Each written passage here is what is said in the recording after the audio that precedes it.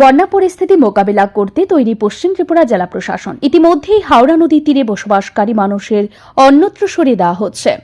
ক্ষতিগ্রস্তদের জন্য প্রশাসনিক শিবির করা হয়েছে বললেন জেলাশাসক। শুক্রবার জেলাশাসকের কার্যালয়ে সাংবাদিকদের এই কথা জানিয়েছেন তিনি। পাশাপাশি তিনি বলেন ২৭ মে থেকে রাজ্যে লাল সতর্কতা জারি করেছে আবহাওয়া দপ্তর, তাই পরিস্থিতির দিকে নজর রেখেছে জেলা প্রশাসন।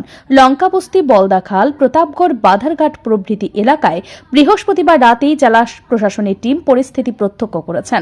সেই সঙ্গে শুক্রবার সকালেও পরিস্থিতি খতিয়ে দেখছেন এসডিআরএফ। ১১টি বোট নিয়ে ১১টি টিম পরিস্থিতি মোকাবেলা করতে তৈরি আছে। পাশাপাশি তিনি বলেন হাওড়া নদীর জলস্তর ৭.৮৫ মিটার উচ্চতা পর্যন্ত উঠেছে।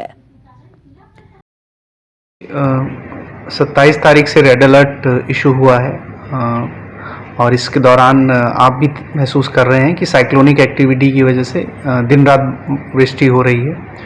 इस वृष्टि की वजह से हमारे कुछ एरिया अफेक्टेड हुए हैं, जैसे लंका बस्ती है, बल्दाखाल एरिया है, प्रतापगढ़ है, बदरघाट है।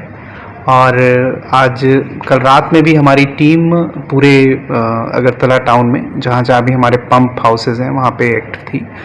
और कल रात और आज मॉर्निंग में हमने कई ऐसे अफेक्टेड एरियाज़ पे विज़िट किया है। अभी स्थिति अंडर कंट्रोल है। कुछ एरिया ज़्यादा अफेक्टेड हैं जो नदी के किनारे हैं, जैसे बल्दाखाल एरिया, लंका बस्ती, बदरघाट, प्रतापगढ़। इनमें एक दो जगहों पे लोगों को शिफ्ट कराया गया है। ज़्यादातर लोग अपने रिश्तेदारों के घर गए हैं।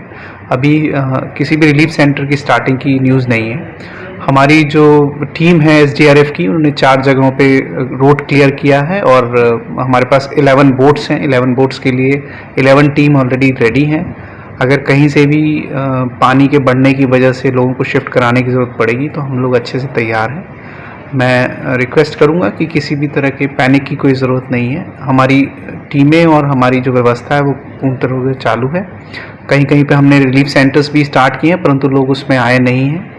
और हमारे सब जो हमारे फ़ोन नंबर्स हैं वो सब अवेलेबल हैं। मैं रिक्वेस्ट करूंगा कि किसी भी प्रॉब्लम में फंसने पे प्लीज़ हमें कॉल करें।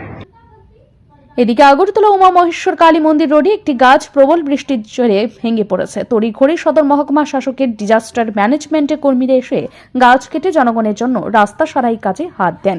তবে গাছ ভেঙে রাস্তায় পড়লেও আশেপাশের লোকেদের কোনো ক্ষতি হয়নি। তবে রাজ্যে বর্ষার শুরুতেই যেভাবে রাজ্যে বৃষ্টি হচ্ছে তাতে করে এবারের বৃষ্টিতে বন্যা হবে বলে আশঙ্কা করা যাচ্ছে। তাই মানুষকে আগে থেকেই এই বিষয়ে সচেতন থাকা উচিত।